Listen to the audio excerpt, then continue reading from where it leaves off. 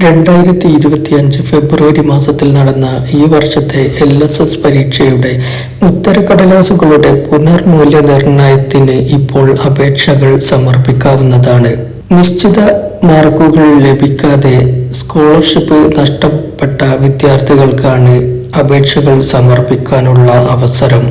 പരീക്ഷാർത്ഥികൾ online അപേക്ഷകളാണ് സമർപ്പിക്കേണ്ടത്.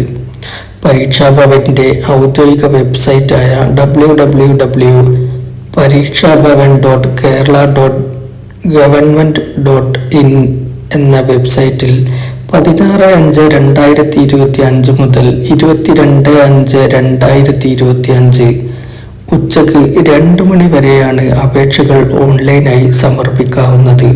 പരീക്ഷാർത്ഥികൾ registration നടത്തിയതിന്റെ പ്രിന്റൌട്ടും അപേക്ഷാ ഫീസും സ്കൂൾ പ്രഥമാധ്യാപകൻ മുഖേന ബന്ധപ്പെട്ട ഉപജില്ലാ വിദ്യാഭ്യാസ ഓഫീസർക്ക് 26/5/2025 വൈകുന്നേരം 4 മണിക്ക് മുമ്പ് അപേക്ഷകൾ സമർപ്പിക്കേണ്ടതാണ്.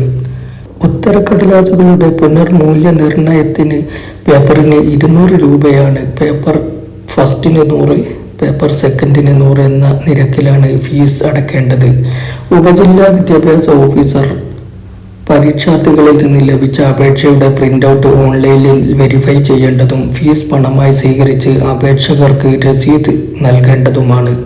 26/5/2025 ശേഷം ലഭിക്കുന്നതും അപൂർണവുമായ വിവരങ്ങൾ അടങ്ങിയതുമായ അപേക്ഷകൾ യാതൊരു കാരണവശാലും ഉപജില്ലാ വിദ്യാഭ്യാസ ഓഫീസർമാർ സ്വീകരിക്കുവാൻ പാടുള്ളതല്ല. പുനർമൂല്യനിർണ്ണയത്തിന്റെ അടിസ്ഥാനത്തിൽ സ്കോളർഷിപ്പ് ലഭിക്കുന്ന വിദ്യാർത്ഥികൾക്ക് അവരിൽ നിന്നും ഫീസായി സ്വീകരിച്ച 200 രൂപ തിരിച്ചു ലഭിക്കുന്നതാണ്. എങ്ങനെയാണ് അപേക്ഷകൾ വളരെ ലളിതമായി സമർപ്പിക്കുന്നത് എന്ന് നമുക്ക് വീഡിയോയിലൂടെ കണ്ട് മനസ്സിലാക്കാം. മൊബൈലിലോ ലാപ്ടോപ്പിലോ നമുക്ക് വളരെ സുഗമമായി രജിസ്ട്രേഷൻ നടപടികൾ പൂർത്തിയാക്കാവുന്നതാണ്. താഴെ തന്നിട്ടുള്ള ലിങ്ക് ക്ലിക്ക് ചെയ്യുന്നതോടുകൂടി നമ്മൾ ഗവൺമെന്റിന്റെ ഔദ്യോഗിക സൈറ്റിലേക്ക് പ്രവേശിക്കുന്നു. തുടർന്ന് LSSന് നൽകിയ രജിസ്റ്റർ നമ്പർ ആദ്യത്തെ കോളത്തിൽ നമ്മൾ എൻ്റർ ചെയ്ത് നൽകുക. ശേഷം ജനന തീയതി കറക്റ്റായി രേഖപ്പെടുത്തുക. തീയതി, മാസം, വർഷം എന്ന രീതിയിലാണ് അവിടെ എൻ്റർ ചെയ്ത് നൽകേണ്ടത്. തുടർന്ന് വ്യൂ ഡീറ്റെയിൽ എന്നതിൽ ക്ലിക്ക് ചെയ്യുക.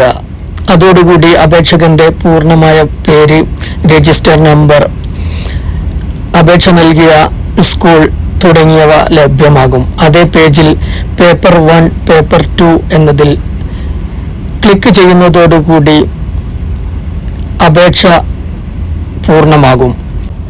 ശേഷം സബ്മിറ്റ് എന്നതിൽ ക്ലിക്ക് ചെയ്ത് അപേക്ഷ പരിപൂർണമായും പൂർത്തീകരിക്കാം.